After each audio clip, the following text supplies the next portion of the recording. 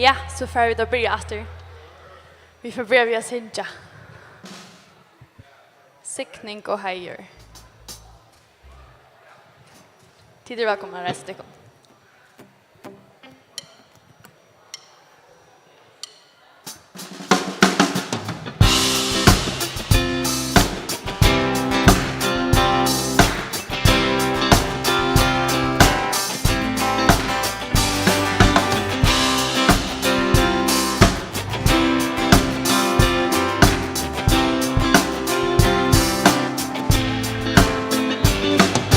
Sikning og hejer, dørde major, han som hina vi god.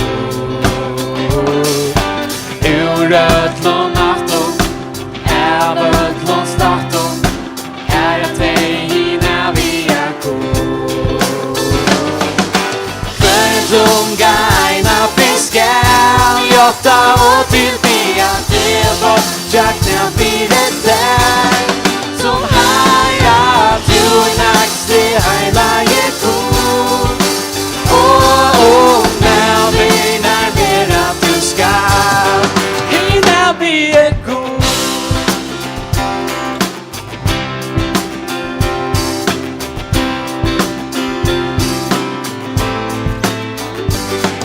Sikning och hajur, dörden major, han som hina vi cool. Ur ötlån natton, ötlån staton, att hina vi cool. För gaina fiskal, jotta och till bian, det var jakten fyret där. Som haja, du naxte heila je cool. Men vi närmare du ska. Hina vi cool.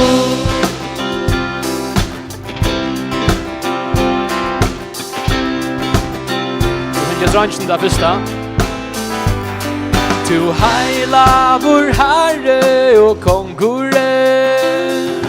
Lovpris du är vi god. Och vad jag kan vetas vid det du ger. Ganska rätt här. Lovpris du är vi god. Tu heila vår herre och kongore. Lovpris du är vi god. Och vad jag kan vetas vid det du ger. Lovpris du är vi god. För en tungaina fiskel, jotta och till bian, det var jakna fidet där. Som haja, du naxte heila je god. Men vi närmare du För en tunga. För en tungaina fiskel, jotta och till bian, det var jakna fidet där. Som haja, du naxte heila je god. Men vi närmare du ska. Hina vi cool.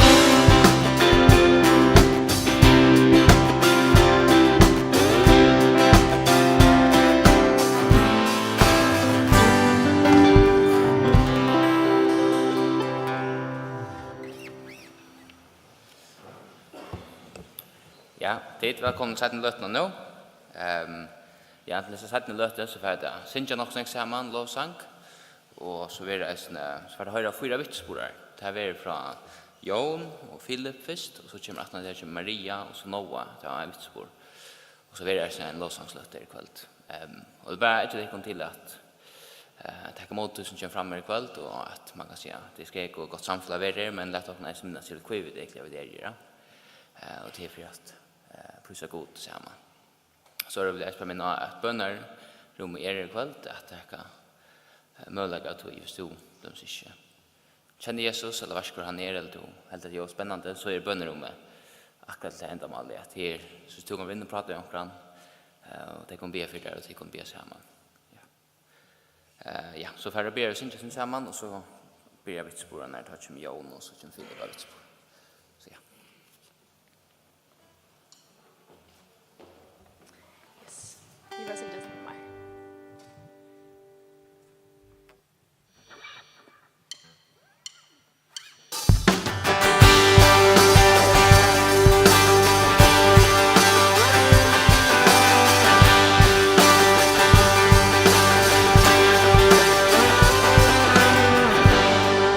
Så ger struje Sars tu mun sigur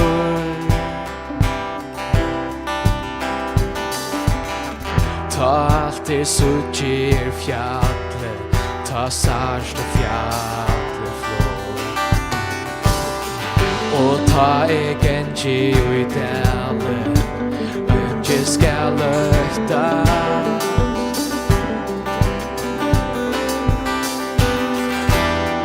Tui kærleidje fevne Og I tær vi der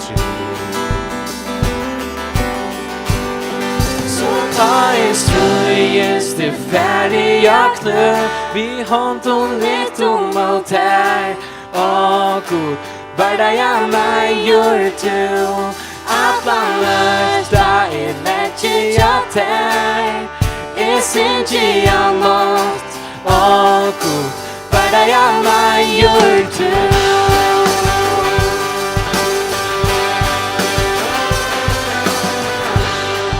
Og du er svimer I røntgen og I mot meg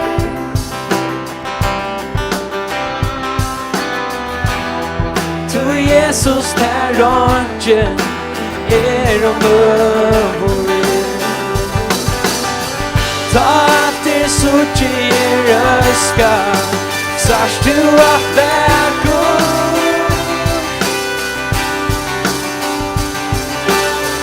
Ta efter så ger en krosko Där stauma grönt och sär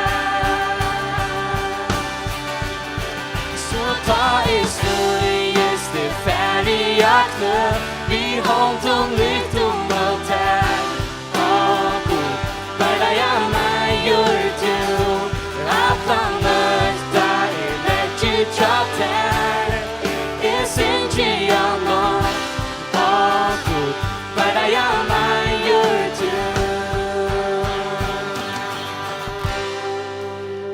Vi gjør kanskje til lys og ro I myskren Og jeg kan sikra at du styrke som du bæst Du stendur så stille Du bær deg an vinner Og jeg kan sikra at du styrke som du bæst Vi gjør skanse Du lyser og I myskren Og jeg kan sikra at du styrke som du bæst Du stendur så stille Du bær deg an vinner Og jeg kan sikra at du styrke som du bæst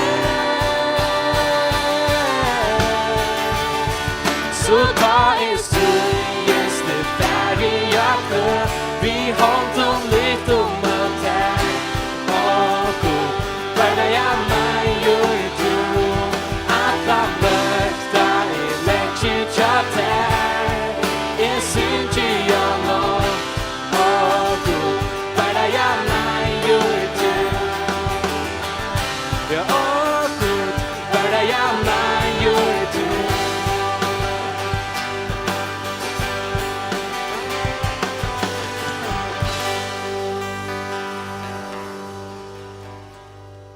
Ja, så vi får höra två vittnesbörd från Jon och Filip. Sen kör vi en sista sang.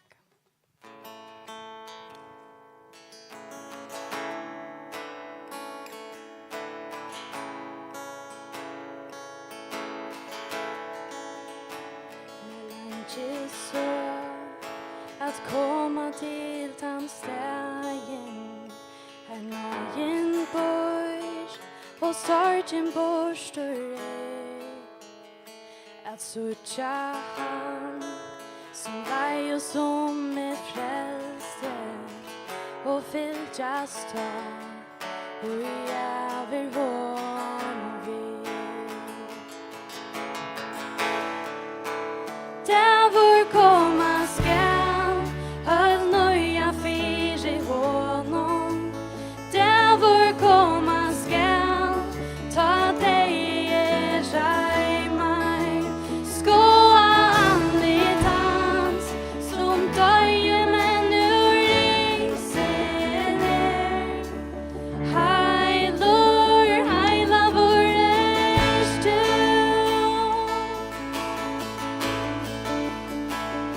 För ein bön, vi vågar se vär bier. Vi sång och sang, och vi tryckte och i den värld. Så ger det, och Jesus kämmer afton. Ta allt det gott, förstar han torska skall. Där vår komma skall, höll nöja fyr i honom. Där vår komma skall, ta dig i mig. Skåa andligt hans, som döjer men ur isen är. Heilur, heila vår erstu.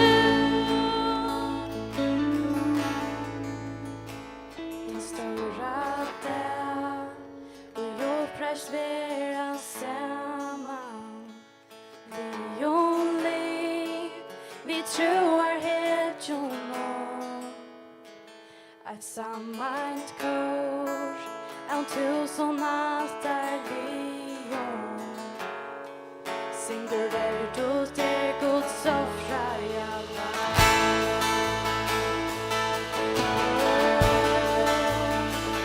Stora där, och i lovpräst vera samman.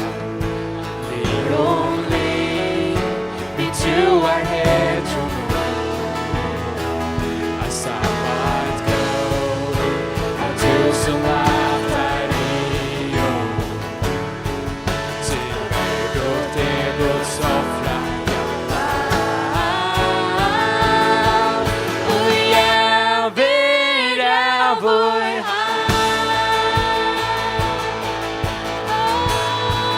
Så kom igen, och synd till himmelsk lovsang. Vi heilar vår och arm, från råpa vi dörrkör. Ära till vår God, som bakom luggen av hamnan rör.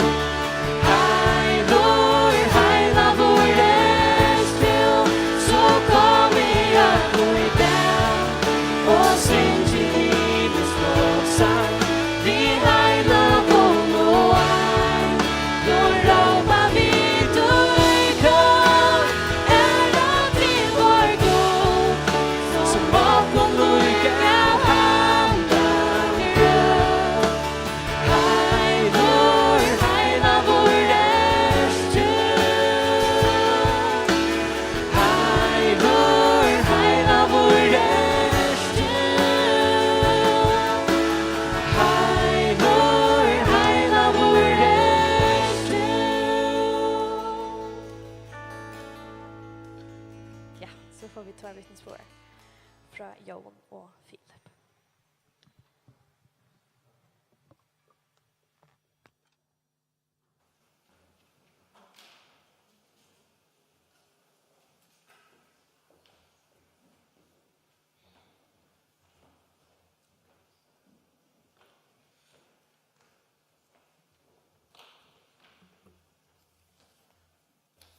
Hej, gott kväll. Jag ätlar att ha en stått vittnesbord om hur så god över brött mitt liv. Och hur jag i honom kan leva ett bättre liv än vad det närkade jag kunna utan han.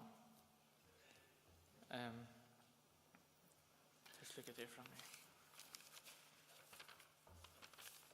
Det först för när jag får en synterfyrräga vittnesbord så för pröva akkurat det som jag har gjort för. Evne och snär var ju ventet är Jesus. Och I tog så att lägga isne tosa syndrom talsömna. Vi lever i en tog nu här som aska gängar är kött. Vi blev via få nytt vitan, nytt input alla tøyna. Och till det här kött att det blir tjejligt hvis vi inte är on alla tøyna. Och vi kommer lättligt bli att komma att jord i ödlån. Att som jag så trobläggar vi till rävfästning att man sätter sig fyra och man gör det som man sätter sig fyra. Men det är hjälp god vi. Och i 2019 tar för jag Tinstreet och det är nog vara den bästa tøyen eller bästa ferien för mig. Alltså här som är behövde gott ta med isne 18 år. Jag fick nya vänner som har hjälpt mig att komma närmare att Herren. Och isne tar jag börja gläser så blev det lättare att hålla sig till god där man hej till vid sina liv. Och isne att flocksfällarna som vi fick. Vi var sin speciella flockar vid nyjan vi klasser. Vi kallar papsaflockren. Till att det var sådana som var baptister. Och det är så jävla gott till att vi tällde samman och får ungdomsmöte samman. Och Anna för KFS som vi melder till det som gänga och glasen nu av färra brukar frukoststund till det. Men till hjälp mig i kvarfallet att hålla mig till god och som att låta oss om nu till 12:e och att boja att i jar det hörde vi från vittnesbörd att en god han ger ju han kan ge 3 attsvär till bönder. Han kan ge ja, nej och boja som är Joskrus. Och det är viktigt att vi då den sista parten boja. Och vi läntar det upp i händerna till god. Man ser det ofta i trafiken nästan att folk då inte god ljus. Det vet inte vad det är. Det köra bra lugga. Själv man är att stäcka av och så men så är det blivit det som heter taxagolt. Här som man bara täckta som grönt ljus och lugga. Och det är nästan i livet att folk man det då inte boja och man ser det nästan att i Bibeln. Hvis vi färnar över till första Mosebok kapitel 16. Här är det eller först i 15 här är det att Herren han lovar Abraham att han ska ge en son. Och det tar Abraham han är sin gammal han öttas så att han har inte avkom och han så får ärva han till tjänaren son. Och Herren han säger vers 4 till Abraham och han säger att tjänaren får ärva allt. Han säger nej, han ska inte ärva till. Ein kommer ut ur sin egna löve, han skal arva til. Och Abraham han är ju gift vid Sarai, som hon har Sarai ta. Men hon vill för bad. Och det är orskar inte boja långt. Så säger Sarai i kapitel 6, vers 2. Herren har ju gjort mig ofruktbära. Fär tog in till trälkvinnen mina. Kanske jag kan få avkom till henne. Abraham gör det som Sarai säger. Men det är väl inte hans sonen som god tar sig om. Det får nu själva och runt att göra det som god hej lova att han skulle göra. Och det enda så vi att det faktiskt kort och det var så vi trälkvinnor som att hakar finns som ett usmäll det kort till borster. Men det som eisen händer tar vi göra fejler och annat så livar vi vitt om vi må lära av det som vi gör gälla. Så god han sände till Ivrat. Det var inte det kunde inte bara färda först för. Det blev sänt Ivrat till Abraham så. Och så sätten så fick det så han lovade sonen. Men det är så viktigt att vi doa boja. Ta god sätter ser vi också att han förger oss för oss. Så må vi lyda av han och trycka allt som han säger. Det är så reellt kött och lagt av vid röjna och jag själva att göra det som bara god kan. Och det säger man nästan ärastande att det gör akkurat samma måte som Abraham och Sara vid att det får spötten och så fräder bara till trälna. Det är Josef, föräldern John. Det får ju eisna och runt och själva att göra det som bäst god och människor. Allt som eisna höjre nekv det är att trygg och tål det är inga samman. Och skulle gå för till Jakobs brev. Kapitel 8. Då är det eisen till att vi blir ju eisen frashta i nekv som tryggvande till att Satan han vill inte ha att vi skulle komma så tätt vid Jesus. Han vill gärna ha komposter. Han vill ha att vi skulle glömma han. Men i kapitel 8 så ständer det ju här att det första versen är att vi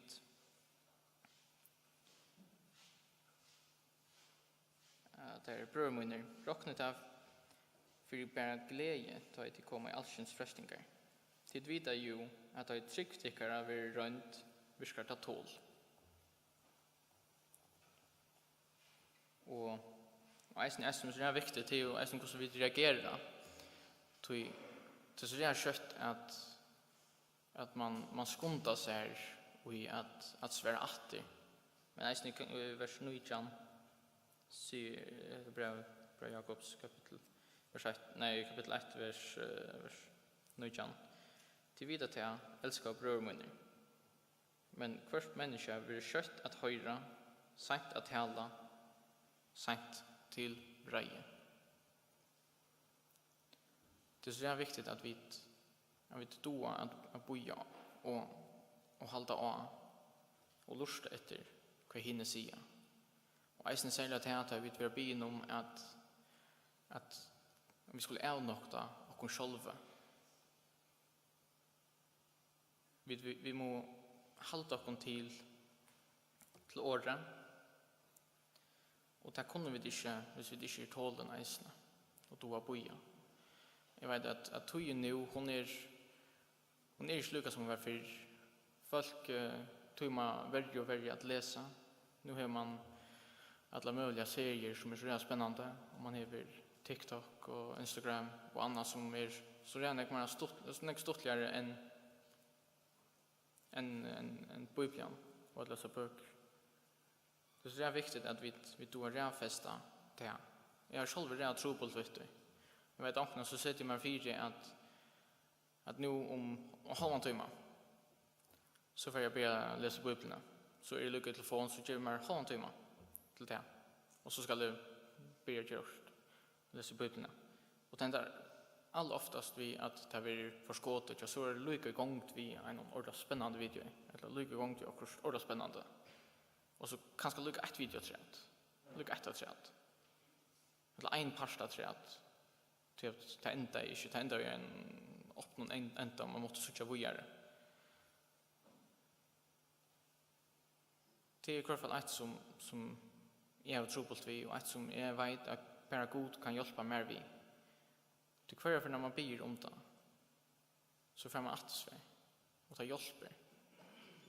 Det är en anledning till tikon till det att be till god om det att ta trobult vi. Han vet det, men det är nödt att be om det likaväl. Du tar det be han om det så gjorde det fri honom, men det gjorde det eisne för det kun själva att det har en troblag. Och det vill Satan alls inte att det gör. Han vill gärna ha att det skulle bara han färdigt kunna följa att det är skamfullt eller hur man säger först att det har sig här trånar efter öron och gärna och annat. Att han vill inte ha att vi ska komma fram för god och be om hjälp. Han vill gärna ha att vi ska hålla oss till det till oss själva och röna själva att stryas vet du. Men det skulle vi inte. Det är min vissspår till att God, han hjälper mig vid de trobläggna som jag har. Ta i bi om det. Och det är jävla einfalt. Och när en avhätan till att be kvända till God. Till att få ett samflag vid han är det bästa samflag man kan få. Och till en som inte har hört om Jesus, eller en som inte tror på Jesus, eller en som kanske inte, en som kommer in här för första för det, eller lycka kopplar till tjej.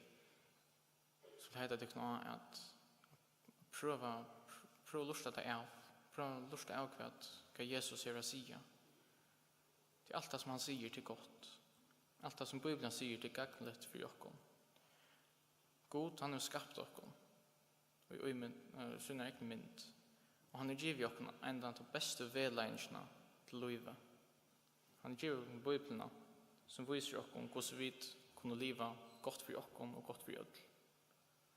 Så lät jag hjälpa hver öron eisne att halda oss til året og halda oss fra frälsning, selv om det er omöjligt. Men å minnast av at Jesus han hjälper oss, han døyer for oss, og han er for oss. Takk for det.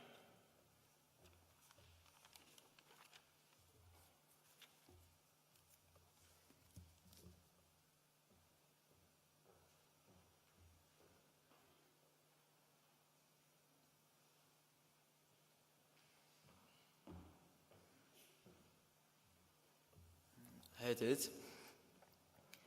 Jag vill bara vittna att jag är frälster och jag har lyckats se min vittnesbord och vi börjar lyckas för att det får till 2021 i december.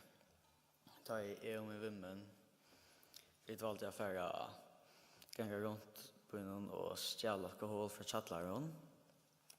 Och så ändade vi på fängare. Och så kom och skolpolitiet sökon och ja, och skulle mamma min efter mig att han politiet rinklana och jag så rätt och så sin roll jag sagt så jag är vi hem och så där små och jag gällde. Men så blev vi fängare och fick allt vita och ja, allt som sen skuffa jag för. Så ber jag till jag ber till Gud om att allt ska bli bättre. Och så när jag får en man att han jag sa att jag inte valt 100% att titta mot Jesus. Men så börjar jag gänga sig till mig möte. Och så börjar jag få ett skickande viner. Gänga sig till bibelbölk. Men jag sa att jag inte titta 100% emot honom. Och jag sa att jag tror att jag var frälster. Eller hoppade jag bara. Så valde jag att bli döpt där. Jag valde inte att bli döpt där för till rätta grunderna. Jag tror på, jag hoppas på, om jag blir döpt där så får det bli lättare, så får jag släppa väck från det som är strutsig. Men det är inte. Så börjar jag veta att jag kan vara på samman så jag är med vänfolk. Och minns vi var ordla tar det så då blir jag ordla brännande för Jesus vill känna mig. Så att han låter att han har allt på nya efter och så där vi börjar kanske gänga sin min på samman och ja och börjar ganska klansa så sent det och så där i bussen det så skit bort. Men så att han låter så kom sommar och så där skulle skola till då där när jag för Klaxvik när jag för Danmark för skola till jag börjar fast med från gode jag checkar det också om möter och så där men ta mest på för fastens varje och sträcka mun och så men är så öppna med hjärta för Jesus är så ordentligt harst hjärta Og jeg gikk bare rundt og dømte ånder og spottet de ut, baktalet folk. Jeg vil gjerne kalle meg selv for kristne. Og så, nå tar jeg vår lutt og levende stått så igjen. Så mens jeg hørte en vittnesbord fra en agent, hun ble tås om det som Jesus gjør. Jesus sier grøtt. Flere som kjente henne, familiene, og så vil jeg gjerne komme og kjenne denne god. Jeg tror på at det, som jeg sier, jeg visste det veldig lett. Jeg ville gjerne kjenne denne god. Så ber jeg, og alltid takke mot sånn noen. Jeg vil stadig ha så frelsesvisene, det er ofte som jeg bare var hjemme, og så var jeg så frels med god, men jeg åpner alt sånn opp til han. Jeg sier bare ikke årene, men det var alltid alt som takker seg avkjørende av at komme til noen. Jeg gjør det stadigvæk til sånne tingene som Argen. Jeg gjør det stadigvæk til sånne tingene. Jeg baktaler stadigvæk om det. Men nå til vår lutelevende, så hendte jeg at jeg rakte meg i hjertet, og jeg ville ikke gjerne komme og kjenne Jesus. Jeg vil så alltid takke mot sånn noen. Så mens takk kvølte, da det var sånn låsanger, og da ble jeg ordet rakter av antan. Jeg fikk frelsevissene, som ikke i Argen, som jeg struts vi flere måneder. Fikk jeg så frelsevissene, og det var helt fantastisk. Altså, om du tror på Jesus, så bara säga där, det är väldigt så en grund till att det är såna folk som faktiskt får möta, och det är såna folk som vittnar till det passar. Alltså man kan inte se något annat. Så att jag slutar att läsa något från Johannes 4, från 6 till 14. Jesus han är mött en kvinna vid en brunn. Så kom kvinnan ur Samaria etter vattnet. Jesus sier vi henne, «Kjemmer at drekka til lærersvenn hans av vår farner av sted, inne på byen at kjøpa mat.» Da sier den samarska kvinnan vi han, «Hvor spør det til at hun som er jøde bi med samarska kvinne, og nægga drekka, til jøde kommer ikke sammen vi samverjar?» Jesus svarer henne, «Hei du kjent Gaugos og visste du hvor han som sier vi til, «Kjemmer at drekka, så hei du bi han, og han givet her livande vatten.» Kvinnan sier vi han, «Herre, du jo ikke at dere oppe vatten vi, og brunneren djupur, kviene hever du det et livande vattnet, man så større enn Jakob færokkar, som givet okkom brunnen sjolver, trutter honom, han og sine hansara, og kreatur hansara.» Jesus sier henne, «Hvert han drekker av hesen vattnet skal tysta til, men han drekker vattnet noen i djeven noen, skal alls ikke tysta i atle over, når vattnet i djeven noen, skal vi ui noen kjelta vattnet som springer opp til evet liv.» Så lenge som du leitar rundt i hesvi, at leitar rundt, onker skal fressa deg, kanskje man fyrir bojen, kanskje man hikker ting, jeg vet ikke. Men det var alt som fyllt. Det er alltid tømt at han har. Jeg kan selv vittne til at jeg har selv vil leite når jeg er sånn hjemme noen, men jeg fant det alt sin. Altså, da jeg tok imot Jesus, det er alt sin ved nækka, alt sin opplever nækka så vekker, så jeg vet ikke stort forklare det, men altså, ikke kan det fresta det som Jesus. Og nå, ja,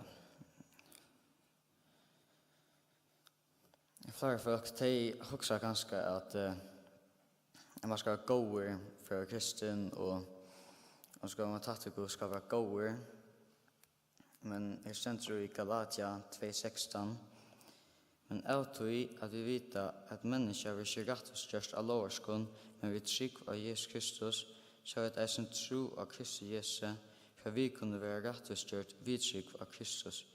Ikke av loverskon, til av loverskon er ikke holdt rettvisgjørs. Det er så lett å døme ånder, for at ikke være god nok og ikke nye av deg. Men ånden vil rettvisgjøre det av verskon. Det er bare Jesus kan rettvisgjøre oss, og ånden er bedre enn annen. Jeg sender at und helter allt, men snarare einon, så er så sikker i ötlun. Så atla jeg som lykka at lesa fra Efesos 4, 16 til 24. Hetta sier jeg ta og vittne i Herren at de må ikke langer leve som hettningar, givet tomleika sinnesvins, til der blinda i hugsansynen og gjør det livet Guds fremmande. Hetta sens av vannlukkelegene som tar livet i.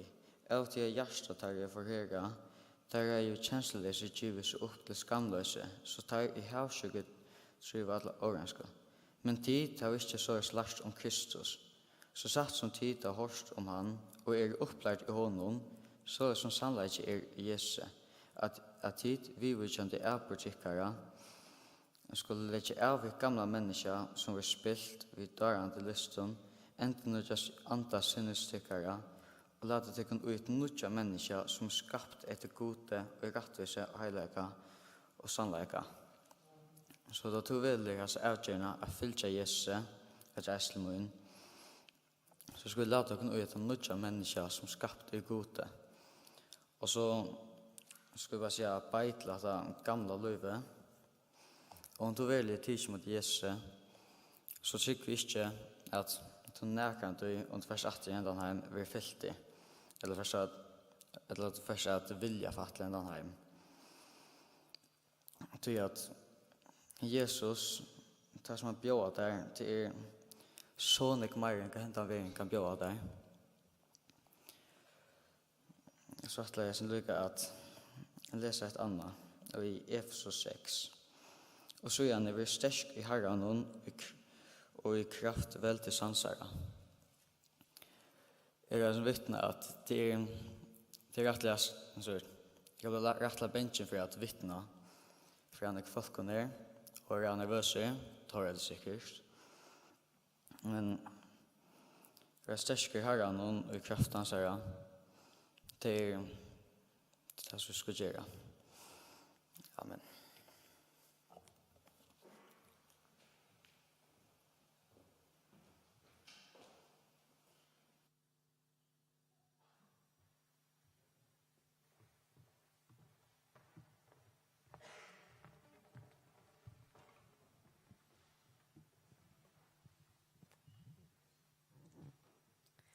Takk for det, Bayer. Det er en fantastisk god vi har, og han har så stor en kærlighet til oss at det er fantastisk å huske at Gud som er skaperen av ødlån kjenner mitt navn, han kjenner tutt navn, og han vil ha oss akkurat som vi der. Han vil ha til akkurat som du er. Vi får synge tversanger i øren, natt mitt spørsmål kommer.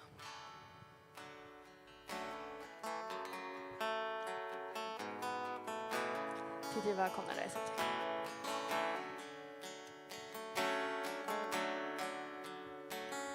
Og djupen om ein vånlig strøk, og i mørskren råpar et lastøt,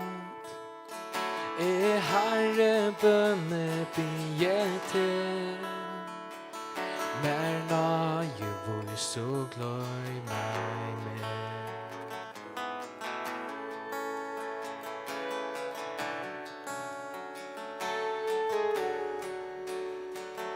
Om du mer mentest kvörja synd, så tar det störst vid vajna gränd. Men du vid nöje mökte mer, vi fyrit giving låstor vän. Boje efter tär, boje efter tär, og tutt år lojt ja,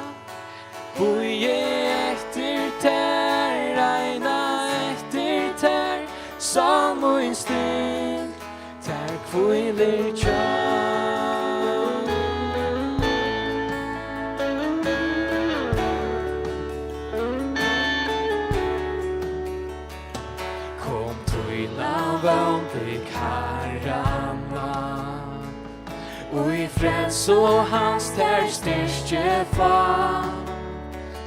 Han sikrar je og jeg vil vann.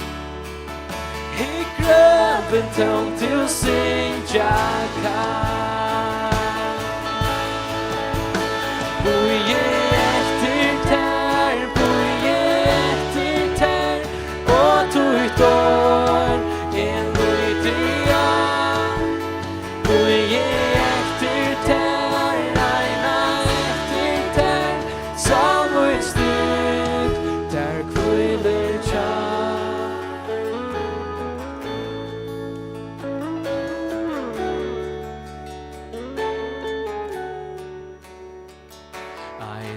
Ved han der hevor veit. Han golde hevor alt av greit. Og alt som tryggva navn han sa.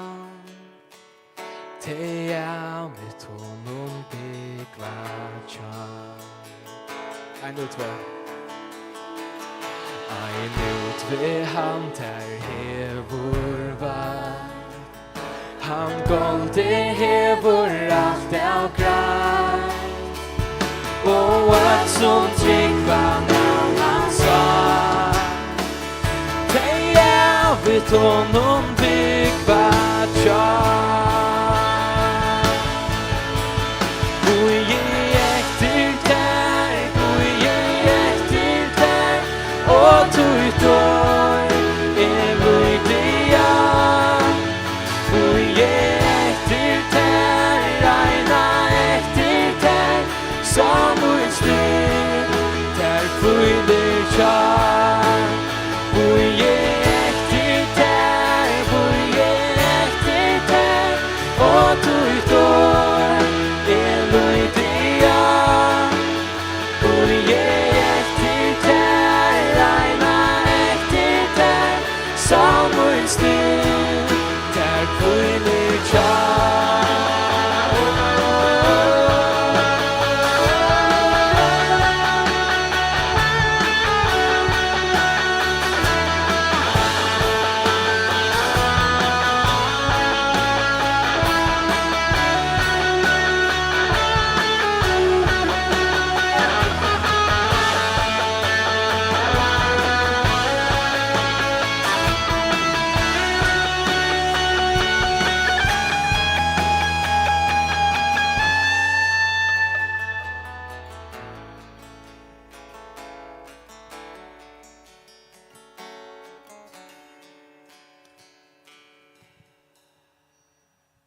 Min god er hin evige god.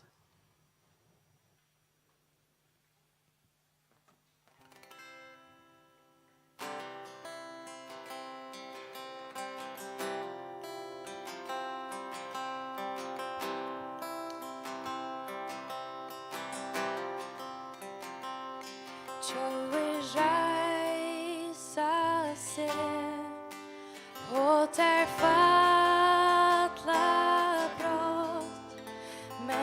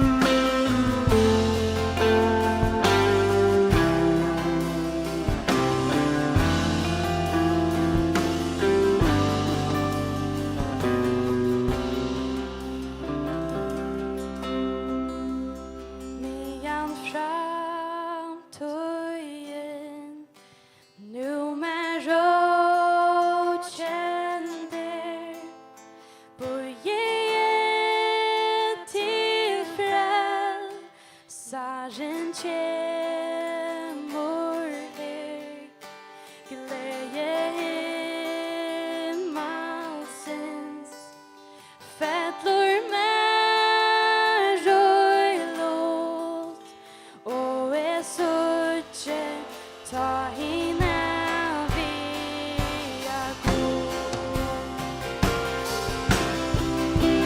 Han river at lånaren, og han åpner ber. Tøy han sa sette og i himmel er vid ja, han leier vald og heier, og der fatt mer og i at hvor god i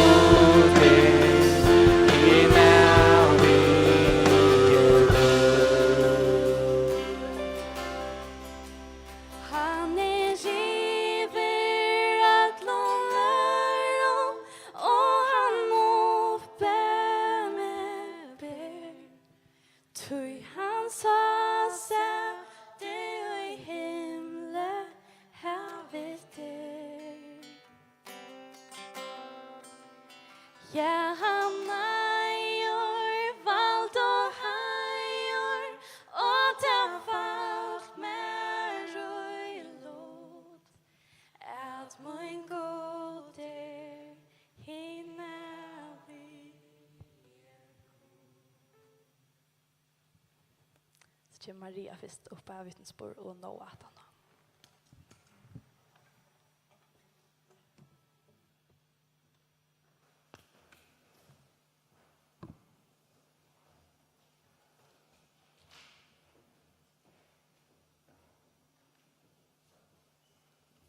Hej. Ja, jeg heter Maria, og jeg er 22 år gammel, og jeg vil gjerne vittne til at jeg er frelst. Jeg har valgt å følge Kristus, og tar alt takka hans her nøye. Jeg har 2 foreldre som har livet et undergivet liv sammen med herren, og her har vi alltid hørt om Kristus. Og hvor han er. Jeg ble søgende frelst som småjenta og valgte endelig å lade meg døype som 21 år gammel. Ta vente god mot liv, og ta var så rærende ting som fått jobba plass. Og her vi brøttest. Jeg har skrivet til mest nyere kveld som jeg også har deilet vidt ikke om. Jeg har en vittnesbord forstått der så igjen, men til livet med snakka hjärsta det för dela sin ta sam att kvällt. Men för jag lei 2 år sjuan ta för ju jökna och medalja tunga tui ta var en trångt och händan tuin var en värre min andaliga livet till att jag upplevde god en så särskilt hot som mycket har vi avor. Ett lyft i hansara var brottlarna mer verklig och närvaro hansara kändes så stark. Og ja, jeg tror ikke å forklare det bedre, men i Johannes evangeliet kapitel 14, vers 20, her stender fri lade jeg tikkum etter, fri mun gjev jeg tikkum. Ikke som heimeren gjev jeg tikkum. Hjärsta tykkere øftest ikke og misser ikke måte. Håas alt brottljane tyktes så riande og tungt og vånlest, åtti at han omfønnande frien i Kristus, og det var akkurat som et heitt teppe. Og i Efesus kapitel 6, vers 11-12 stender lade tykkun i öll herklæg Guds, så det kunne være ment å standa tykkun måte sviga og lokum djevelsens.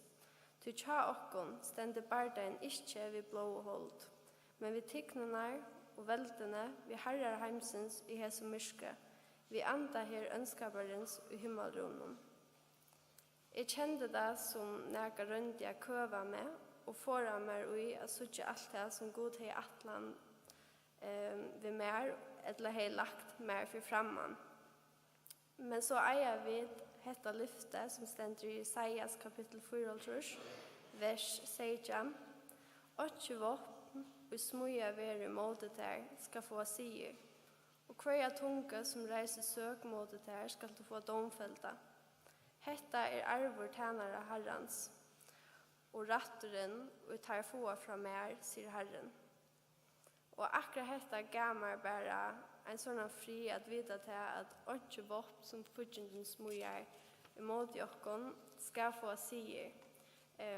Til det vi skulle minnes til at fudgjenden en slim makt, og han en tannløs leiva og i reim. Og det var noe som vi lærte akkurat i jokken til at jeg skal ikke mer. Det var sånn ek som brøttes mian og etter struje, og god yngste virkelig brøyda noen ting i min live, og her vi mot hjärsta. Jeg har ikke noen viner innan samkomna, og jeg tårde ytland jeg for sjølva møte, hos det alltid ville færa. Så jeg platt jeg færa til min siste baden var i Førjon, som er sjåmøver, og til min beste vinkona som bor i Klaksvik var i havn. Så det var ikke mega ofta, tog jeg verre. Jeg var øyelig smægen, så det var ikke alltid så lett heila. Men så en dag skriver jeg til min trymning, og får vi til en bibeltime i Lutene. Og så spurte jeg henne om og nær til døypa i Lutene. Og stort etter ta lede med døypa, og det var sånne ting som fått jo på plass. Og god sier det virkelig for ødlån. Jeg ble mer visken i samkomne, og jeg fikk nekva nødja viner som er så hjertens takksom for det. Og en stor skikning, og jeg kjente mot vire i Kristus. Og det er så viktig å kjenne sitt vire i Kristus. Og det er just det som djevelen ikke innskjer at vi skulle sørge. God har en atlan ved meg, som man hever vi egnen og kvargen som sitter inne her i kveld. Og jeg mener virkelig egnen og kvargen til jeg sier så snart. Og Jeremias 8:5 stender, Arne mynda jeg til i måløyve, kjente jeg til, og Arne du komst ut i målfengt, halga jeg til profet Tjåanna sett jeg til. Og jeg husker bare om etter at Kristus visste hver vi var, Arne vi var virka i måløyve. Hvordan største det er ikke, husker Jesus hva sier. Om du ikke kjenner han, Kristus, så husker jeg om dette verset som stender i Åpenbæringen 3:20, eller kapittel 3, vers 20. Hikk er stande for døren og bentje. Høyr onker rødt møyna og leter opp dittene, skal jeg fære inn til hansara og halda kvöldmåltid vid honom, og han vil mer. Han innskjer virkelig samfella vi just til, og han elskar just til, akkurat som du erst, og han kallar til. Vi er noen kærleikar som vi ikke kunne skilja, og som vi nok aldri får skilja. Han lovde mer ikke å drala langer, vi hadde lada med døypa, at gjøre meg fullkomlige iver, og sette alt mot alida han. Derfor er jeg alltid å være hjertens takksom for det. Så gjerne så husker jeg at deila noen opplevelser som jeg har haft sammen med Gode, og hva Gode har gjort for meg. Det var så sånn at ta en av kveldet, ta jeg som det ringt ved å komme av ungdomsmøte, så ber jeg til det tårtsetla selv, så ber jeg akkurat med en bråse ut i kjøkken horene, akkurat som, nei, ikke bråse i en soffa, ut i kjøkken horene, akkurat som gå, kan ikke skjedde til syne av meg, ta jeg ferdig av møte. Og det var ikke noe, synes, wow, det var akkurat som vi så nå, eller det var et. Og jeg får så møte og kom inn og sette meg atterlige, og så Arne visste jeg at hun ble så rørt, men ta kom en jenta som er slett ikke synes vanlig, eller jeg snakket jo noen få før, men vi kjente slett ikke, og det var pura ovant just hon skulle sette seg under mina liv. Men det var bare å takke Herren. Og en ære for å ta for det til forbønn, og mine bein de var ikke lukket lenge, og det ble så bi og jeg opplevde det at jeg mitt bein. Nå minns jeg ikke akkurat hva jeg var, men det kan sägas det samma, men jag upplevde det att benen kommer vax. Och jag är unga på inne, men jag följde att det vax och jag sa att det är och det är som bättre, det är inte god och möjligt. Inte honom möjligt. Och tar jag för ja, jag har ett trobläggar vid kjolkabeinen kommer. Och jag var så inlagt av en ärare i årsök, men heter allhelst spalt inuit i årsökene. Og de visste jo ikke om mitt kjolkabein eller næka, eller at jeg møtte seg trobleikar vid kjolkabeinen til meg. Men jeg fikk så sendt en fysioterapeut opp av hitjet, men det vant jeg ganske at det var enten muskulært eller var det neurologiskt. Og så endte så vi snakket vi hentet ned fysioterapeuten, og han sier så ved meg at ja, nej, att alltså kvar är helt och så fortalte hon till henne, men jag har ju väldigt spänningar för tjockabeinen kommer jag nu. Jag har trobläggar vid just som en lång sjukrasöva, men stod att det länge var det här hästen lacknen. Han var faktiskt den enaste i alla sjukhusen som har näka göra vid tjockabein. Så god syrge virkelig fyra i ötlån tar vi det i hans här. Ja. Och eisen ena för värre till ett åpi hus i Lutene. Och ta vårda näkere utländingar som var här. Och tar spurte mig så, nej, tar spurte mig faktiskt inte. Ta vårda näkere utländingar som var här.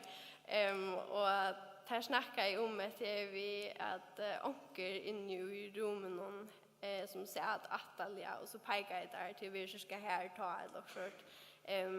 Om några hej så klickar ni tjockabeinen eller inte tjockabeinen. Och jag börjar I sådana goda löter till det tymt inte att det som jag spär. Ja, det här är som grannar som har det så borter som man kan vara. Men ta väl till min ta året. Och rätt så handen upp och säga ja till det som har vill till min tjockabeinen.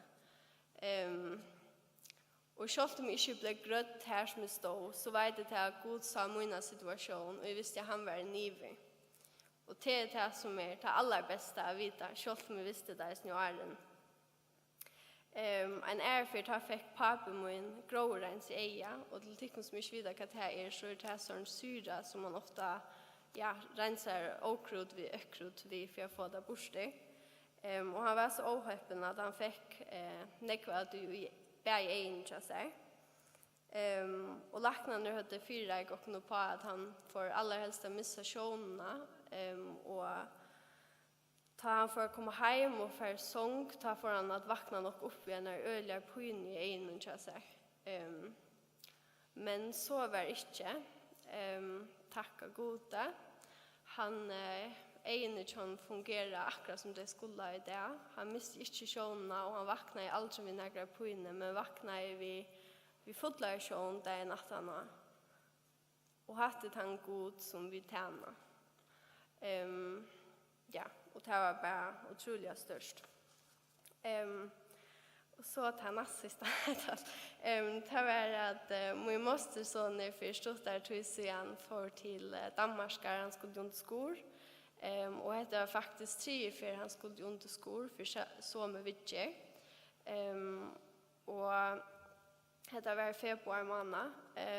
Och ta han vill chilla in till operationsstovarna. Och ta till röntgenmynd och allt han här I förrjun och han fer av sted till Danmark till skor och vi chillar in och gör det klarare.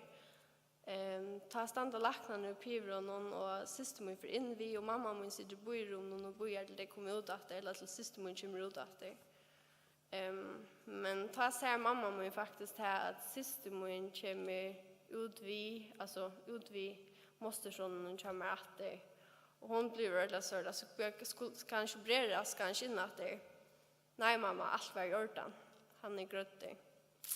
Så det är så störst att tar vi bia så höjre god och han svärar.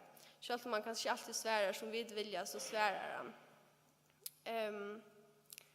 Och det är bara sin stort allt det tror jag att ta jag skriver mina breda verskatlan och I 3G var så frustrerad ta hej lite jöknen av bok och ölder att finna en sättning till det skulle skriva som kälte lättlarna och jag har leita och jag fann han ånga ständigt i boken. Jag var simpelthen så frustrerad.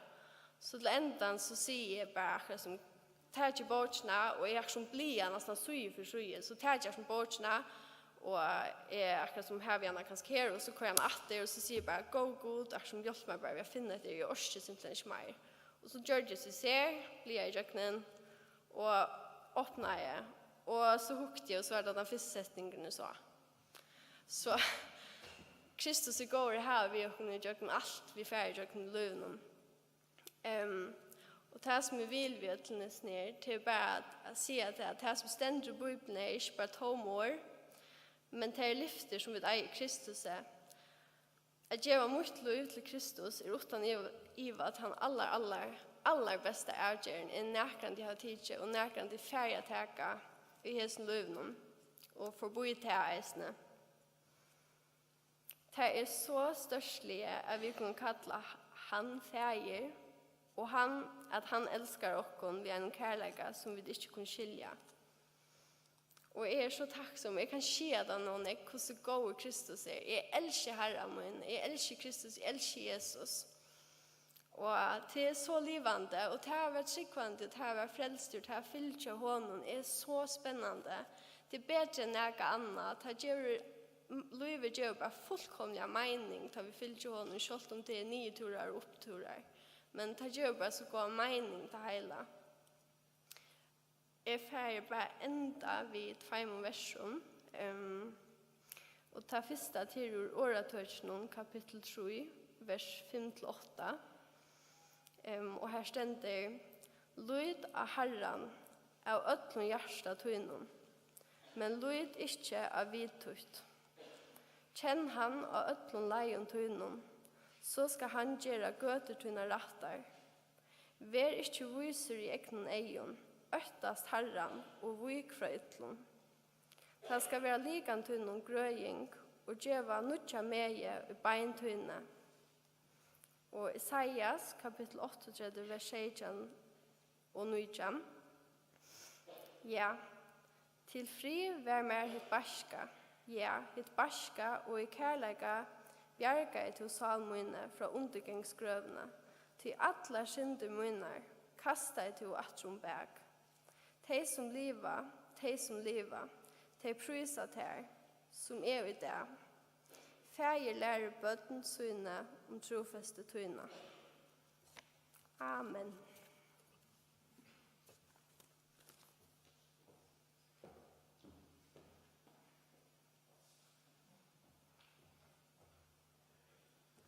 Hej.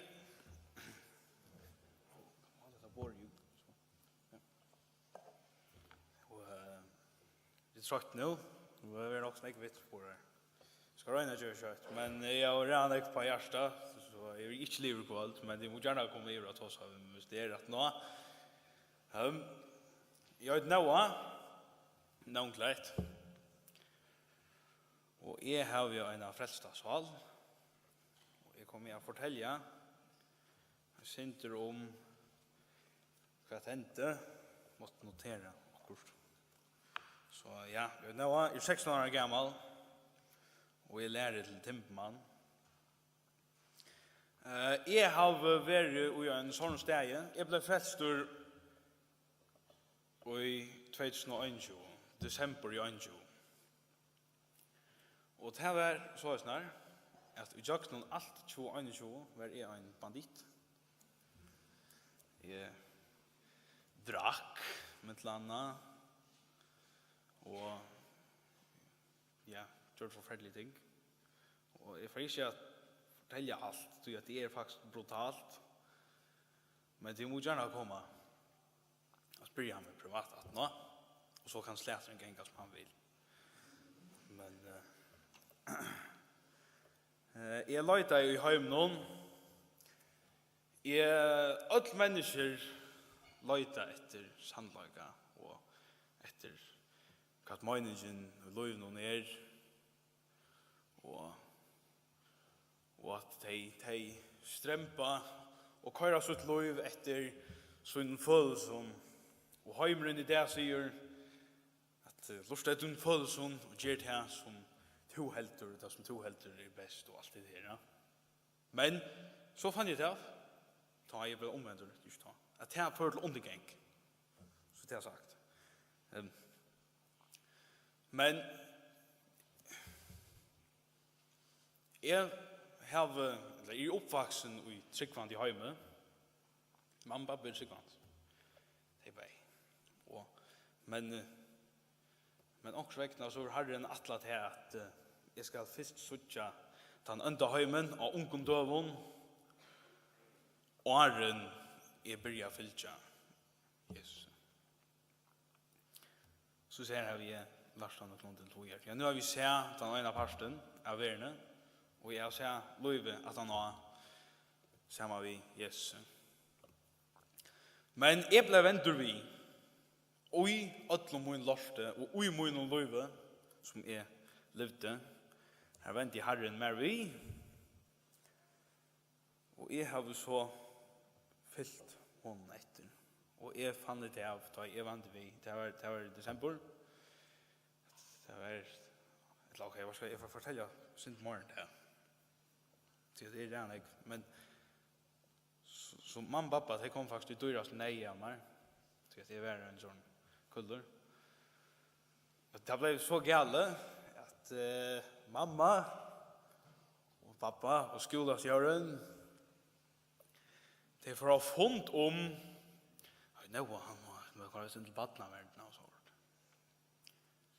Så, ja, jeg var en bandit, ordentlig. Men så får vi av familielevel. Det var sommar i 21, og da var Jan Fære, jeg vet ikke hvordan negva det kom, ordentlig med vår elsker Jan Fære. Han ja, men hei, for så spør jeg Jan Fære om han ikke kunne bia for mer, om at jeg må vente av vi. Og jo, jeg skulle til Jan, han be og alt det her, men så en dag, det var da jeg var i Søtteralt, korona. Så får jeg ut måttene, og jeg og tvær menn for å drekke noen skuidfotler. Og vi får inn i luftene å drekke vojar 2:00 inn i køtjen at han for scenen. Jeg har vært skuid inn i luftene. Skal si det. Det er jo vært. Og ta i så site at han for her. Nu börjar jag att söka akkurat som, okej, vi sitter här i det här touchpunkten att er glädjast att ha er fotlar, så har vi inte att leva för. Tog jag, alltså Louis ett förfärligt ströjustrev och det som så sagt det är sannolikt tid och nog för som sitter in här det är vursdammar som är för att fortälja dig nu. Och hva vi lasta? Det beste vevsen som det at det ingen mening i livet whatsoever. Utan Kristus. Okay? Men så medan fotler, sammen vi två med mannen, inn i luftene, så fer jeg opp på paddelen, tar ut hele stålen, god, så bør jeg at bia. Ta hendene akka vi mer. Ta byrja jeg akkurat som fra tidspunktene jeg var ute etter. Det var ta en av for vetartøyen. Det var jo i vøysene det var. Det var i oktober någonstans. Men jeg byrja jeg bya og jeg sier, Herre, jeg vet at jeg har gjort skaft. Jeg har sint meg ut her. Og her er hans mening i løgnen. Og jeg skal dodja en dag. Gau brøyt mot liv okkurs vegna. I haltebønne var og kråret. Jeg minnes det ikke, ordentlig, men jeg minnes at jeg røpte jeg hadde frelst med. Og så gikk narkomaner. Så i desember, Ta var fotler for sørst for 2021. Og jeg gikk hjem fra en balle, og jeg møtte, nå får jeg nevne navn, en gauon, bror i herren, Mathias, og Simon, og så var alt, så var det noen andre her, men jeg minns det, tar bare forhånden, tar løtte meg hjem fra Rennebreiten, ja, tar bjøa meg, vi fra Bibelbalsk. Men fra tog den av til mamma og pappa, at jeg visste ikke av nøkron som jeg gjør. Jeg er helt i alt hemmelig til å holde år. Jeg visste ikke av nøkron. Jeg var ute om nattene, men jeg ikke har det du. Nesten kvann leier det. Og gjør forskjellige gullvarslet.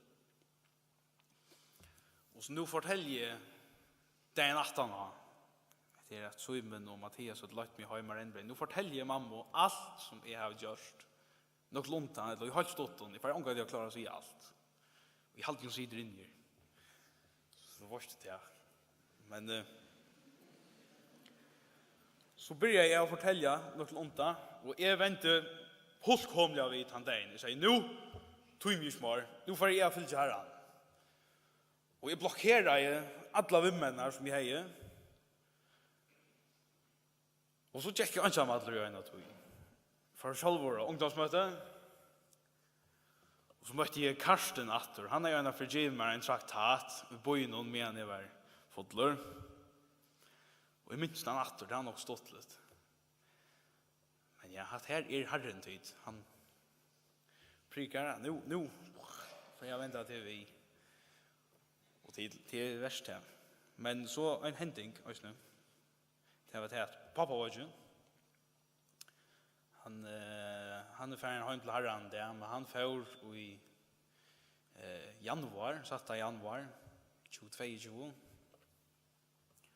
Han er tid apologetics akkurat. Han var ordentlig brennende. Men jeg visste ikke at han var så brennende for herren. Men han var alltid glæver. Og han smulte alltid. Han var omkant til ytler. Sett vi fri, sett seg lagt. Og han var alltid rundt om døvra på det. Og jeg minns han bare som en frialig han får. Men det var ikke for en fann det at han var færen. Så finner jeg det av, ok, altså han har vært bare med spottaver. Folk har hørt han. Tog at han altså, kjent på fyrsvina, trygg av Facebook. Og til kickstartet jeg med, det här startar med akkurat som, nu så okej. Här är inte mening i löven. Men Kristus är där. Och är för jag välja fylltjon från nu av. Och då börjar jag ett rävligt spännande löv. Det var i januar. Men i december månaden han var mera att jag läs rombrevet då. Det var det första som jag läs. Han var mera akkurat som köttnar gälla god stora. Jack för mig självan. Och så bjöd jag han gå bror i herran och en affär. När han lutna då huggt vi det till chosen samman. Och så tar vi jingo hem till kvällen. Det var stött klart så säger vi han sarst du. Akkurat som så stjöttnar då. Risa störst. Och så picke Lervich. Så säger bra vi han, då. Vänt vi uttryck på Jesus. Och han kände mig från tog gamla löven och från tog som är vär. Och när jag video mer tar jag över kullaslyr på det högsta. Men jag minns reellt väl det kvällt han är i slockna vet jag för att säga det här. Men båskapen nu kommer han. Jag tror syndrom med till kan komma börja med mer. Så att nu vi vill släppa att hosa vi och kan det kon. Jag vill. Men jag har sagt det så ofta och inte kommer i. Så. Men min båskap i det är han att ögon och för av oss som sitter inne här vid er människor. Vi kommer ur malt och malt skulle vi attrevera. Det är en herres handlar just nu. inte människa som så huxar att här. De huxar att jag får leva i försvar. Jag får att få mer stor hus, jag får att få mer pengar och jag får att få mer goda utbyggning, jag får att giftas, jag får att få mer böten. Vad ska Jakob skriva Jakobsbrev och säger om det som helt rätt är? Idiot. Du varst inte som du har dagen och i morgon. Så vidare det här. Men jag Markus 6 och så. Här säger han, Jesus sier vi lærersvøyene når jeg sier, og øysene tid skila leiser, skilja tid ikke at ikke som utanfra kommer inn i menneska kan gjøre menneska eurant. Nu skal jeg fortelle deg om det, at menneska vemmelet og sintot, akkurat som sinta, vi sinti av natur, av tog som vi mennesker, vi sintar, ok? Det en forferdelig støve. Ja, vi må gjøre oss rett for gode. God skal døme oss en dag. Kvoi? Men vi skulle dømes. Ja, vi vet akkurat som tog jeg vet han var sinta, og han tåler ikke sint. Det det som vi får vite faktisk. Så jeg vet vente oss fra gode, av okkar egna vilja, valgte vi oss sjálve fram god. Til at Eva og Adam, de tok av trænen, som god sier de må ikke stekke av. Hadde det stått det lenge, men her helt sikkert, og en negv gypre ting innenfor det her. Men, ok, anyways, Markus Nøyjan, Tjej Nøyjan. Tja, nei, tog ikke det her. Tjej 21, tog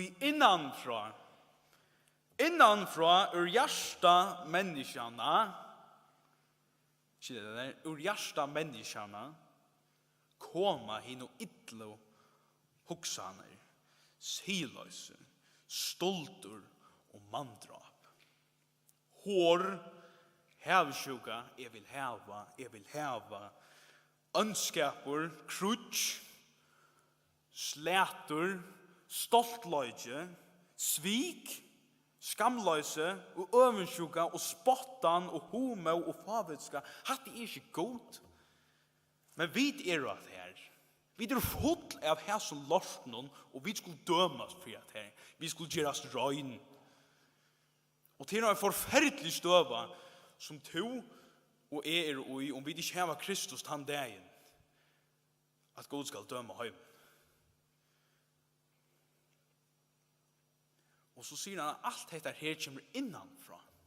Ur okkon. Jag ser hit löve. Kommer jag att ända. Jag ser hit löve. Och det är ett förfärdligt löv. Du är vimmen, eller vindfolk. Det är vindfolk. Det är inte. Du är att man är vad det ringast av ödlen. Är vad en förfärdlig judas. Jeg sveik som sveker. Og sveik ytla. Men til at man sveik hver annan at la tøyna, man bryter hver annan nyer. Alt det som forferdelige ønskaper og hæter som just nere heimlige vinarskapen. Og løyve som holdt helt forferdeligt. Til at det ikke mening, og her er du simpelthen unga grunn til akkurat som jeg vil ha til. Så sånn her har vi sett her. Men jeg venter vi, Herren frelste meg, og nå stand jeg her der, og lukket meg til hvordan skiten to erst, og hvordan jeg to er sinta. To kanst komme hjem sammen vi mer, og sammen vi ødelen dem frelste, best av trygg av Kristus.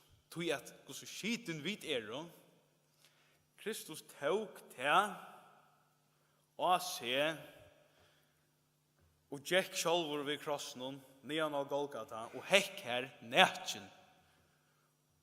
Ble spottet over, fikk etik å drekka, for at skriftene skulle genge ut for tøyna skuld. Og han elsket det.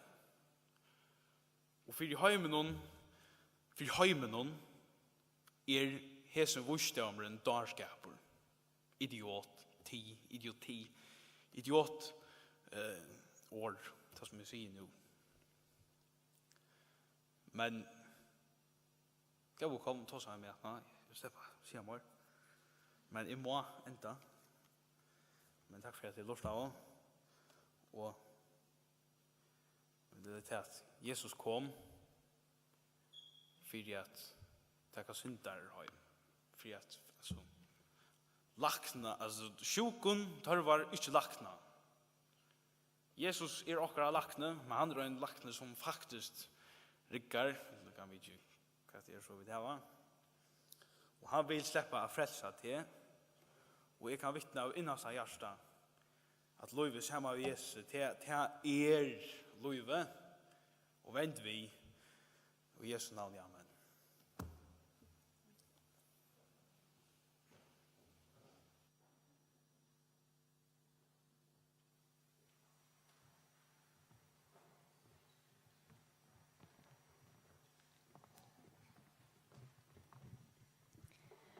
Takk for det, Beie. Jeg også at lysa at bønnerommet er en åpe. Så hvis de føler hjertet benker, eller har hoa av å byen for det, eller bare tås av i ankran, det kan være om ikke, det kan være om alt, så standa nek kvitt folk her og vilja gjerne.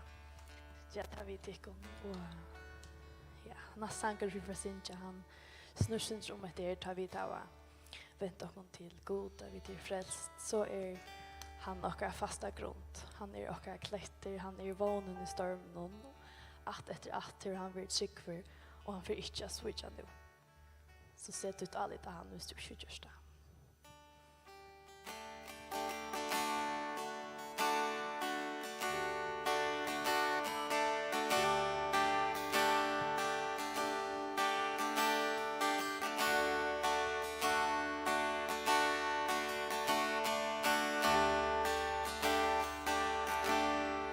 Kristus min fasta grunder, sande kläst i jag om allt runt om mig själv. Så glädjes det och tog att Jesus han mitt dalig. Han släpper aldrig mer att det är trygg för. Han svor går inte nu. Han ger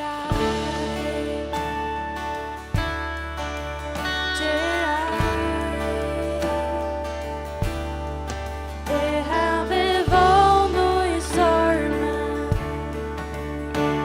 En frihet grejes från det fettliga jag i fått mig.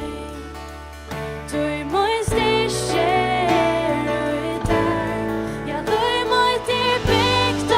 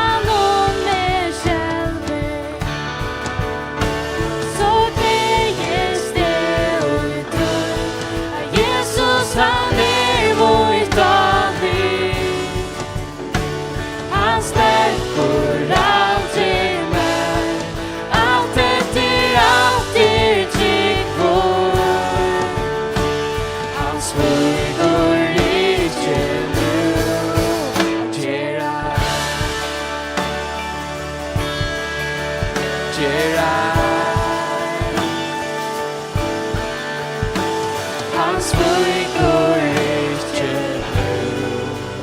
Nei, han sviker ikke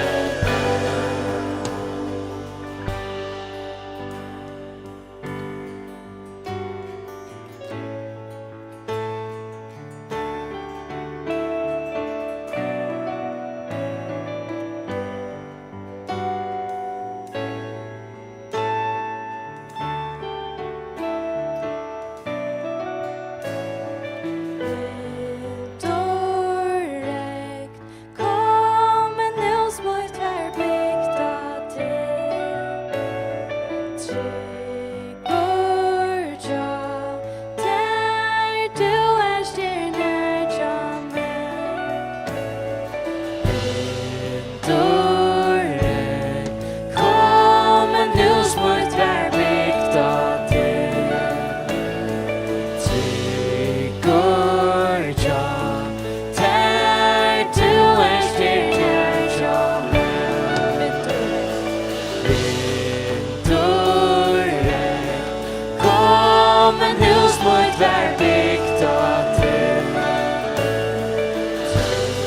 Tryggur tja, där du stjärnor tja mig. Du stjärnor tja mig. Jag stande fast av där. Du lyser nära dig. Du hus mot dig bygda till. Kristus var fasta grunder.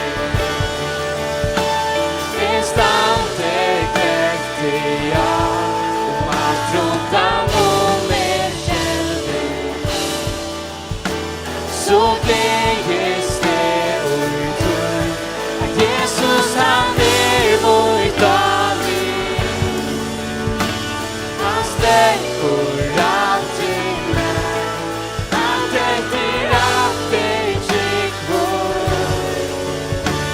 Han smörker riket till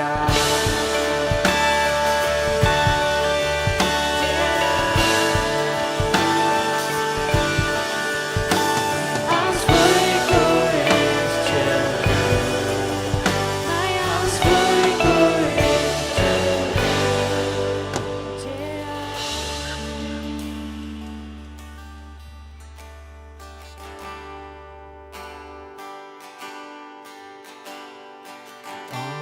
Angel som du god kan stilla kvällen långt så djupt i mig. Angel Geren kan täcka det som drömmer med det. Bara du kan stilla hjärtans långsum.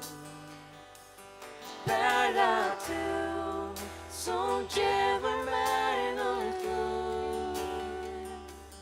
Bara du kan stilla mig vid glädje.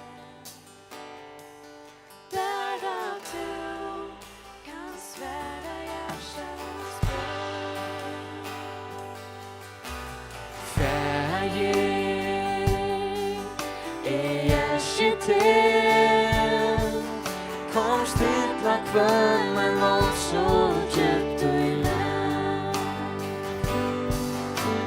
Fyll med, flöj river med. Intill ett känner kärlek du löj med. Bara du kan stilla hjärtans långsum. Bara du som ger mig något liv. Bara du kan spela med din glädje. Bara du kan svära hjärtans bön. Bara du kan stilla hjärtans långsum. Bära tu som gäver mer något nu. Bära tu kan spilla med mitt liv. Bära tu kan svära hjärtat.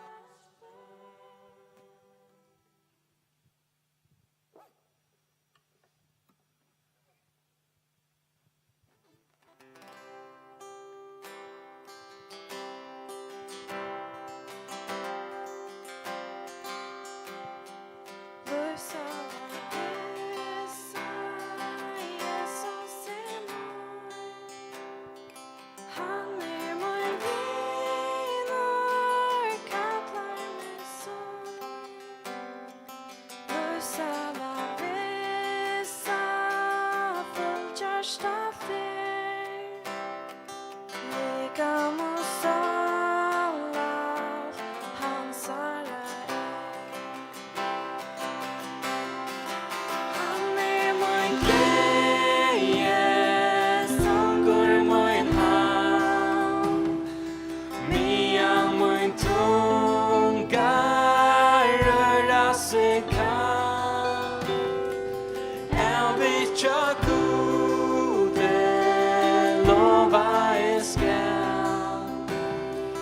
Honom tog salmen frälsvär och sen. Allt måste färra, men allt är vann. Via solen fyre mig rann. Uppe Guds rike stendur och mär. Boar hans sorg, sälorna här. Han är min glädje, som går min hand. Medan min tunga röra sig kan. Jag vet jag gode lova jag skall. Honom tog salmen frälsvär och sen. Salmen kan kvila, stilla och klä. Ett år Med dig, men nära sen. Jesus med frälste skuld mina gav. Är det jag inte han är med rann.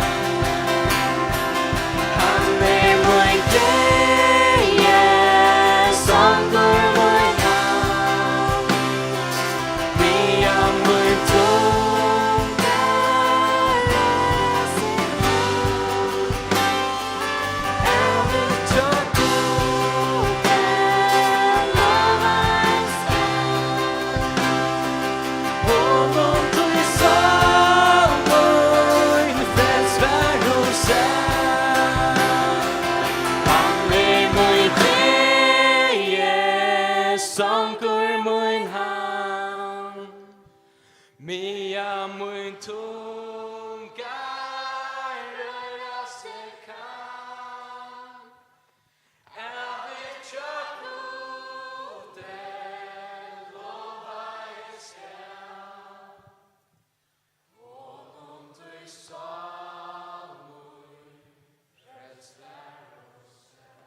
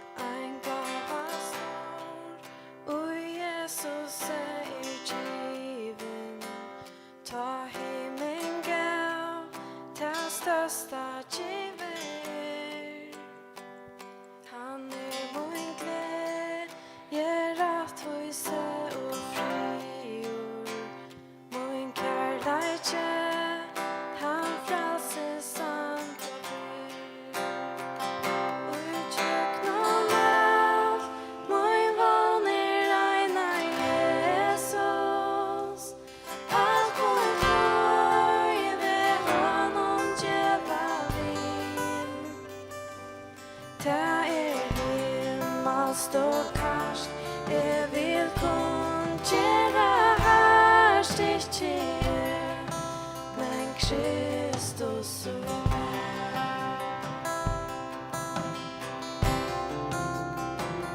Ta nåtten myrker skal vi ikke øftast Tui alt og i trygg hvor han djevor kraft Ui veitleika han kjemur mer til hjelpar Vi syne styrke løyser opp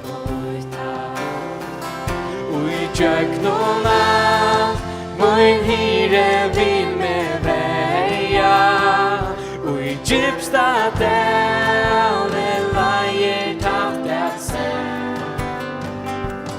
Ta som ofte med liv Og sier vonden ikke Men Kristus i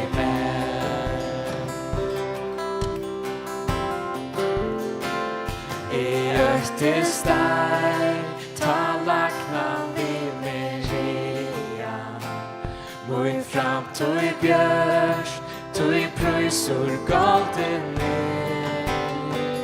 Vi blåe sui, nån skuldar brave sida Han dejan vann, ur grønne sigur ber Og i tjøknon Mun synder fire timen Jesus nu og alt og mun var Ta han vakjørnar sleit Jammer frelse vei ikke Men Kristus i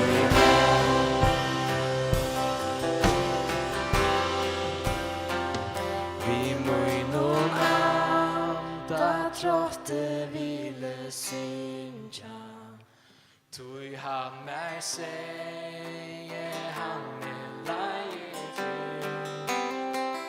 Og kvenna I dag han trygg for vil mer fylja Heim til stegen han hevor vil Og I tjøkona mun våner eina Jesus At leira vera rona han fær Ta så skal jeg runde komme av han ikke Men Kristus i meg Og I tjøkona mun våner eina Jesus At leira vera rona han fær Ta så skal jeg runde komme av han ikke Men Kristus i meg Ta så skal jeg runde komme av han ikke Men Kristus i meg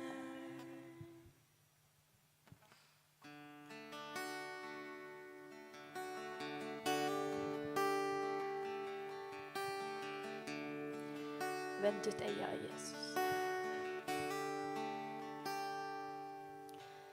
Vänd ditt eja, Jesus. Heken og jansamlig så kan.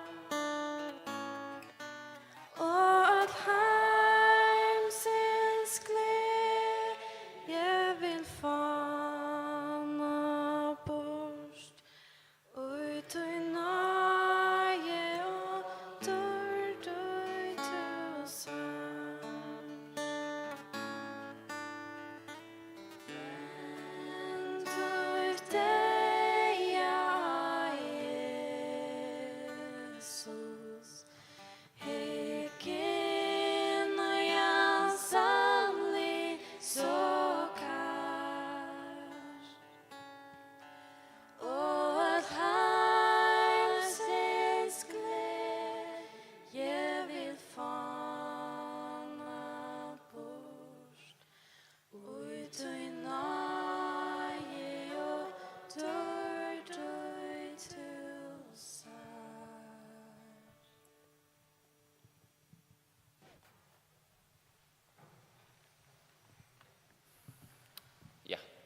Så jag mötte kom ända och jag ska ända på en väg. Jag ska bara nu sitta där, hvis det är någon som i vast har ju vilja eller känner Jesus eller har ju nästan till motron så är det sända så jävla enkelt i Bibeln att om du munnen gjottar Jesus som Herre och tröst i hjärtan att han reste att god räkna upp för den dag så skall du vara frälst. Och det är så enkelt som det så är det alla akkurat synder eller tunna synder stryka jag det synder skuldabrava det som alla synder räknar gå där stryka jag han nälte det hade nälte av krossen och döj för oss. Så om du munnen gjottar Jesus som Herre tröst i hjärtan att god räkna upp för den dag så skall du vara frälst. Så vänta upp. Gå god, tack för det. Lötner kväll gå god, tack för det. Vitsbrunner som har hörs från människor som har valt att fylla det här gå god. Och testa för det att de så synes inte stå gå god. Det blir om att det är någon som inte är tids mot här. Att de må sucha synes støve och att de må få det avgrätt i kväll. Att jag mot här gå god. Be om och i bibelprocess för det. Kvällen vi är att du är rätt i att du får upp i hus och för hem kväll så att läsa det här efter att du ska vara mätt och leva och god. Testa bara för det. Kvällen som helt går god, testa för det. Att du talar att locken går god och bidrar om att du må vara vid och nu. Det är vet. För kväll så att när vi skiftar men när vi samtidigt skulle ha viljan och styrkan att tjäna det här går god. Testa bara för det. Värsta Golgata. Jesu namn. Amen. Ja, tack för kvalitet. Så detta möte livet, men vi kan höra harst av morgonen. Halv 11 så morgonmöte här i Ibneser. Det är minnesmål till Herrans här i allt det som har tidigt mot Jesus Kristus. Kommer samman att minnast det som han gör det Golgata för oss. Bröd och breja och han tackar lite. Och Absalom som nog vet man nu när vi är för kväll. Han säger det att han tror minst det att morgonmötet är det enaste möte som Jesus själv för Shibai som säger skulle föra till. Allt annat har vi själv funnit på. Så det är bara för morgonmötet morgon. Och så klart 12 tar jag min möte till ett sorts familjemöte här i ja, vi syns inte samman och så är det lite år och ja, så är det en bibelmöte till klart 12 i Ibneser. Och klockan 18 i andra kväll tar jag evangelismöte som det största möte av ställena och tar över ordentligt gott att säga. När jag kom till att det är det unga som har spalt och sånt gerbant. De spelar i andra kväll och när jag kom i att låtaka i vittnesbord. Ja, så det är faktiskt det. Och så nästa höstkväll tar ungdomsmöte efter klockan 20 här i Ibneser. Och tar vi vittnesbord detta. Det kan bara se på en väg. Så det är ordentligt gott att flera ting kommer och var klar vid att ha en vittnesbord. Jag också är snudd att det ligger nog så väl för det. Bara inte att han ungdomsmöten så är man ganska fyra flammor som man säger och man är ganska också en ovlig ganska alltså man kan säga börja att han har och till en övergång möjlighet att vittna ta så ja men kvällen ändras nu till uppe i hus som en Karra är där uppe i hus dit och det har vi inte någon öron än Gabrielle Wang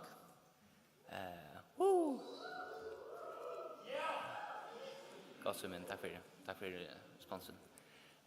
Gabriella hon bor sluga adressen här ja 3 bräcka 25 till bänt uppe. Ja, hur ska jag förklara det för klaxingen? Ja, det så gör bänt. Hade Steinaton, vi ser så bänt utanför och så körar vi alltså från parkeringsplats från Ibneser till högre ner till låskurvorna bänt uppe. Och så är det cirka 100 meter till vänster. Och så ner till Gripsvägen